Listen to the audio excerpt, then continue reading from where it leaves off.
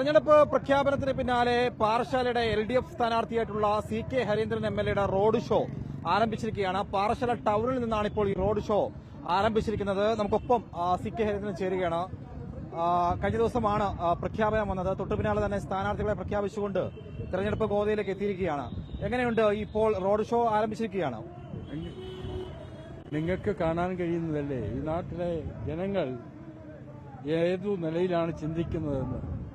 ഇടതുപക്ഷത്തിന്റെ കൂടെയാണ്. മൂന്നാമതൊരു ഇടതുപക്ഷ ഗവൺമെന്റ് കേരളത്തിൽ പിണറായിയുടെ നേതൃത്വത്തിൽ വരണമെന്ന് ആഗ്രഹിക്കുന്ന ബഹുജനങ്ങളാണ് കേരളത്തിലുള്ളത്, പാറശാലയിലുള്ളത്.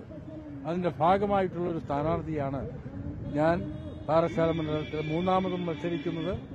വലിയ ആത്മവിശ്വാസമാണ് എനിക്കുള്ളത്. വമ്പിച്ച ഭൂരിപക്ഷത്തോടുകൂടി ഇടതുപക്ഷ സ്ഥാനാർത്ഥിയായ ഞാൻ ഈ മണ്ഡലത്തിൽ നിന്ന് ജയിച്ചു വരുമെന്ന പ്രതീക്ഷയാണ് എനിക്കുള്ളത്. സംസ്ഥാനത്ത് പല ജനപ്രതിനിധികളും പല പാലങ്ങളും നിർമ്മിച്ചിട്ടുണ്ട്. പക്ഷേ CK ഹരീന്ദ്രൻ കുമ്പിച്ചൽ കടവ് പാലം നിർമ്മിച്ചപ്പോൾ അത് വലിയ പ്രചരണമായി. കാരണം അത് പതിറ്റാണ്ടുകളായിട്ടുള്ള ഒരു ജനതയുടെ സ്വപ്നം കൂടിയായിരുന്നു. അത് സാക്ഷാത്കരിക്കാനായിട്ട് അങ്ങ് വരേണ്ടി വന്നു എന്നുള്ളതാണ്. തീർച്ചയായും നെയ്യാർഡാം പണിതതോടുകൂടി ഒറ്റപ്പെട്ട ഉൾവനങ്ങളിലേക്ക് ആയിപ്പോയ ഗോത്രവർഗ ജനവിഭാഗത്തിനു വേണ്ടി നിർമ്മിക്കപ്പെട്ട പാലമാണ്. എല്ലാ കടമ്പകളും കടന്ന് കേന്ദ്ര ഗവൺമെന്റ് അംഗീകാരം വാങ്ങി ഒരു മനോഹരമായ പാലം നിർമ്മിച്ച് മനുഷ്യ മനസ്സുകളെ ഏകോപിപ്പിക്കുന്ന പ്രവൃത്തിയാണ് ഞാൻ ചെയ്തത്.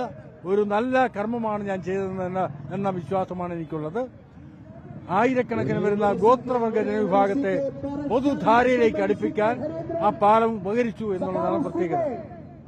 10 വർഷം പൂർത്തിയാക്കുന്നു. ഇതിനിടയിൽ തന്നെ പ്രാഥമിക ആരോഗ്യ കേന്ദ്രങ്ങൾ, സ്കൂളുകൾ, റോഡുകൾ ഇതെല്ലാം നവീകരിച്ചു. 3ാം തവണ ജനങ്ങളുടെ അടുത്തെത്തുമ്പോൾ എന്തൊക്കെയാണ് മനസ്സിലുള്ള പദ്ധതികൾ? ഈ മണ്ഡലത്തിലെ സമഗ്രമായ വികസനമാണ്. ഞാൻ എത്താത്ത മേഖലയില്ല എന്നാണ് എന്റെ പ്രതീക്ഷ. പല മേഖലയിലും പുതിയ വികസന പന്താവ് ഒരുക്കുന്നതിന് വേണ്ടിയിട്ടുള്ള വിവിധ പദ്ധതികൾ ഞാൻ ഫ്രെയിം ചെയ്തിട്ടുണ്ട്. മൂന്നാമതൊരു ഇടതുപക്ഷ ഗവൺമെന്റ് വന്നാൽ അത്തരം പ്രവൃത്തികൾ ഞാൻ ഏറ്റെടുക്കും. തൊഴിലില്ലായ്മ പോലുള്ള പ്രശ്നങ്ങൾക്ക് സ്ഥായിയായ പരിഹാരം കാണാൻ വേണ്ടിയിട്ടുള്ള വലിയ പ്രവർത്തനം സംഘടിപ്പിക്കാനാണ് ഞാൻ ഫ്രെയിം ചെയ്തു വച്ചിട്ടുള്ള പദ്ധതി. തദ്ദേശ തെരഞ്ഞെടുപ്പിന് പിന്നാലെ പ്രതിപക്ഷം ഏറ്റവും കൂടുതൽ ആരോപണം ഉന്നയിച്ചത് വിജയം അത് ഭരണവിരുദ്ധ വികാരതയാണ് ഈ സർക്കാരിനെതിരെയുള്ളത്. അങ്ങനെ കാണുന്നുണ്ടോ? നിയമസഭാ തെരഞ്ഞെടുപ്പ് വരുമ്പോൾ ആ തലത്തിലേക്ക് ഈ സർക്കാരിനെ ജനങ്ങൾ വിലയിരുത്തുമെന്ന് കരുതുന്നുണ്ടോ? കേരളത്തിൽ LDF അല്ലാതെ മറ്റാരാണുള്ളത്? ഈ നാടിനെ രക്ഷിക്കാൻ ഇടതുപക്ഷത്തിനെ ആവൂ. ഇതാണ് കേരളം ഇന്ന് ചിന്തിക്കുന്നത്. അതിനുവേണ്ടി ബഹുജനങ്ങളുടെ ഉജ്ജ്വലമായ പിന്തുണ ഇടതുപക്ഷത്തിന് ലഭിക്കുമെന്ന വിശ്വാസമാണ് എനിക്കുള്ളത്. ഈ പ്രതിപക്ഷം പല വിസ്മയങ്ങൾ കാണിക്കുമെന്ന് പറയുന്നു. പല CPMന്റെ ആയാലും ഇടതുപക്ഷത്തിലെ ചില പ്രധാനപ്പെട്ട ആൾക്കാരെയൊക്കെ അവരുടെ കൂടാരങ്ങളിൽ എത്തിക്കുന്നു. അങ്ങനെ അല്ലാതെ ഈ സർക്കാരിനെ നേരിടാനായിട്ട് കോൺഗ്രസിനോ UDFന് കഴിയാതെ പോകുന്നത് എന്തുകൊണ്ടായിരിക്കും? അവസരവാദ രാഷ്ട്രീയമാണ് എക്കാലവും കോൺഗ്രസ് കേരളത്തിൽ സ്വീകരിച്ചിട്ടുള്ളത്.